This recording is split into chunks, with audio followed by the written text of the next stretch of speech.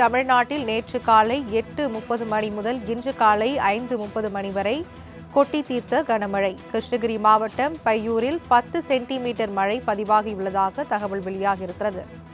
சென்னையில் கே நகர், அசோக் நகர், ஈக்காட்டுத்தாங்கல் உள்ளிட்ட பகுதிகளில் மிதமான மழை பெய்து வருகிறது. இது குறித்ததான கூடுதல் விவரங்களை எமது செய்தியாளர் செலினாவிடம் கேட்டு பெறலாம். வணக்கம் செலினா, விவரங்களை பதிவு பண்ணலாம். மேற்கு திசையின் காற்று வேக மாறுபாடு காரணமாக தமிழகத்தை பொறுத்தவரையிலும் அடுத்து வரக்கூடிய 5 தினங்களுக்கு லேசானது முதல் மிதமான மழைக்கும் ஓரிரு மாவட்டங்களில் கனமழை முதல் மிக கனமழைக்கு வாய்ப்பிருப்பதாக சென்னை வானிலை ஆய்வு மையம் தெரிவித்திருக்கிறது.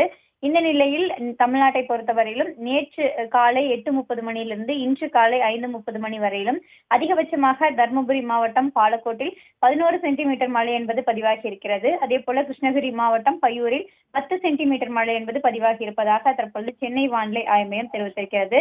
சென்னையில் பல்வேறு இடங்களில் தொடர்ச்சியாக இரவிலிருந்தே லேசான மழை என்பது பெய்து வந்த நிலையில் அதிகாலை வேளையில் கே நகர், அசோக் நகர், ஈக்காட்டுத்தாங்கல், தேனாம்பேட்டை உள்ளிட்ட பகுதிகளில் தற்பொழுது மிதமான மழை என்பது பெய்து வருகிறது.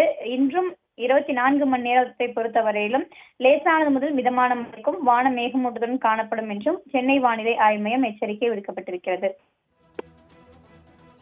விவரங்களுக்கு நன்றி செலினா.